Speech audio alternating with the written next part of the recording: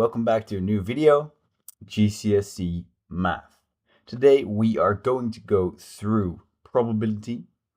We're going to go through two questions, which are grade 7 to 9, higher level math or higher math. And yeah, a lot of people struggle on this topic because it does contain some algebra and some thinking skills. So, okay, let's start. There are some red counters and blue counters in a bag.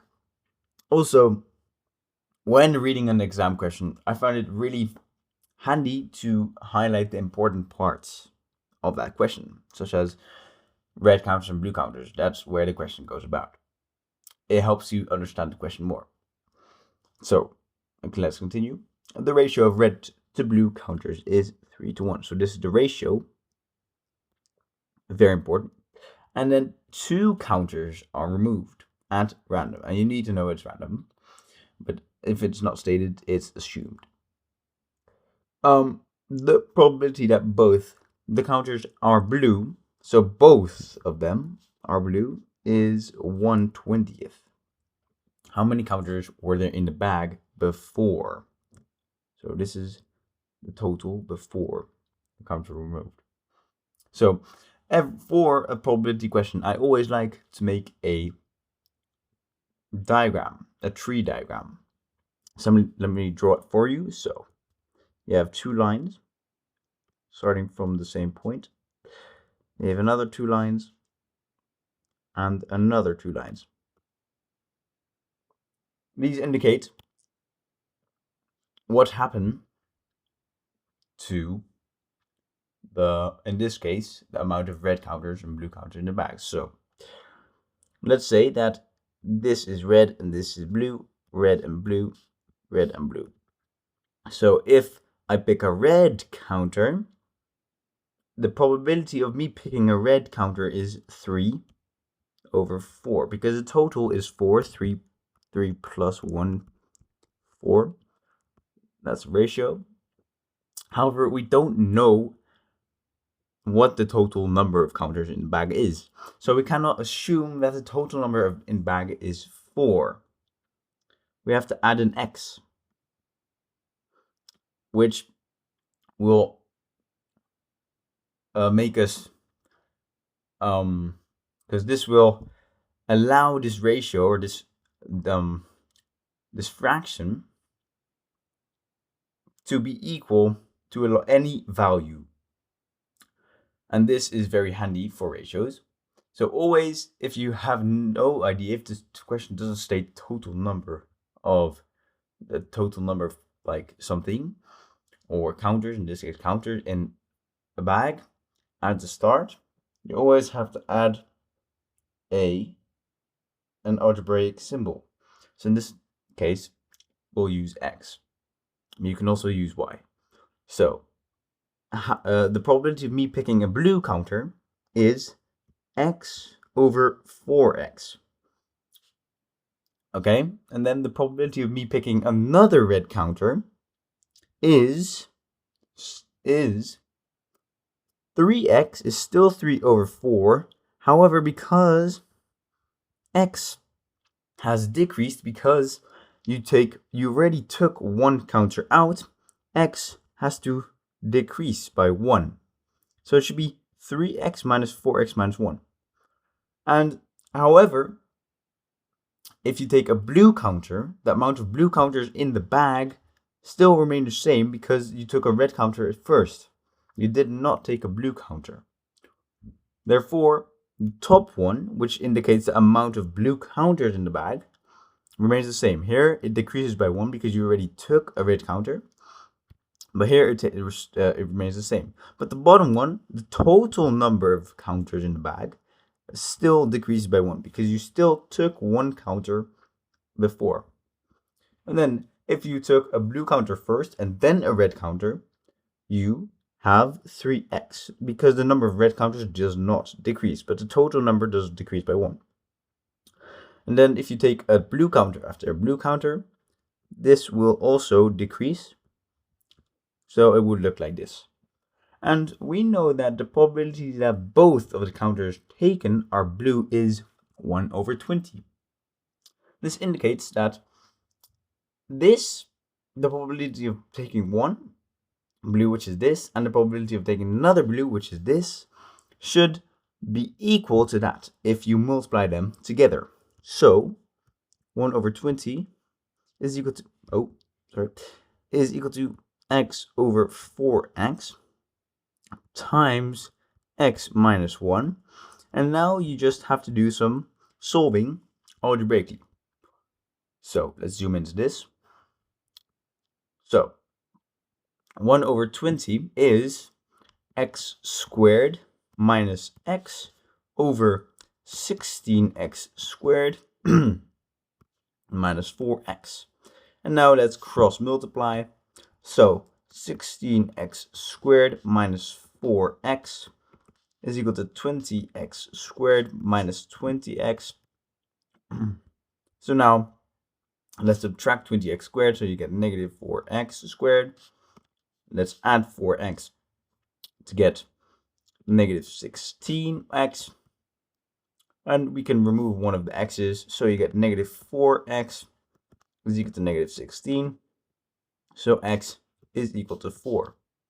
However, we don't know the total number of counters in the bag yet. But we can easily find that because we know the value of x. X is stated here. So we know that 4x is the total number of counters in the bag. So we do 4 times 4, which is 16. And that is the final answer.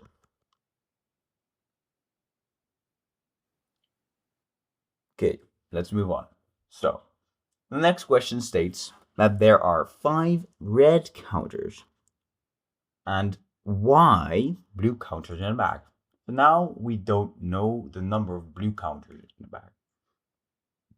Imogen takes a counter from the bag at random. See, it states it again. She puts the counter back into the bag. So this line indicates that the number of total counters remains the same, which is different than the first question we solved, where she keeps the counters outside of the bag. Therefore, x or 4x should minus 1. So, Imogen then takes another counter at random from the bag. Okay. The probability that the first counter Imogen takes is red, and the second counter Imogen takes is red. So twice red is 1 over 9. Work out how many blue counters there are in the bag. So we need to find y. So let's again draw a tree diagram. And we have R, we have blue, we have R, blue, R, blue. So red, blue, red, blue. So we know that there are 5 red counters in the bag and y blue counters. So the total number of counters in a bag are y plus 5. So we know that the probability of picking a red counter is 5 over 5 plus y. And a blue counter is y over 5 plus y. Then of picking another red counter is exactly the same, because the number of red counters does not decrease like the first question, because you put the counters back in the bag. So and the probability of getting a blue counter after a red counter is still y over 5 plus y. Then this is the same for this, and also for this. And now we can find that if 2 red counters are picked, we can see that the probability is 1 over 9. Therefore, we know that 5 over 5 plus y times 5 over 5 plus y, so these two multiplied together gives us 1 over 9. So This is 25 over 25 plus 10y plus y squared. This is just multiplying two brackets of algebra. So if you do not know how to get this answer from this multiplication, you have to watch my other video. So, okay, to not confuse me, that is not negative. Okay, and now this is equal to negative 1 over 9. And then you cross multiply again. So, 9 times 25, 4 times 25 is 100, 8 is 200. So it should be 225 is equal to y squared plus 10y plus 25. So 0 is y squared plus 10y minus 200. So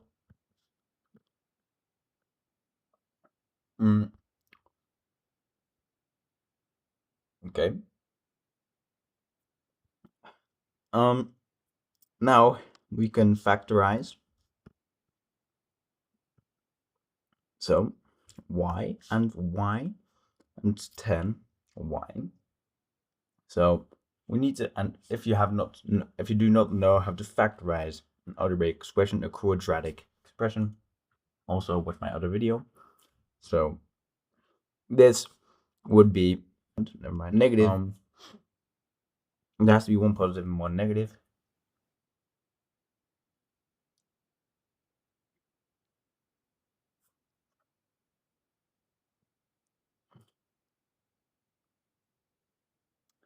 So as you see, this is the factorized answer. So y is or equal to 10, or y is equal to negative 20. And we know that y cannot be negative because the number of counters in a bag cannot be negative. So we know that y, or the number of blue counters in a bag, is 10. And this is the final answer. Thank you guys for watching my video. Please like, subscribe, and comment down if you have more questions. Thank you for watching.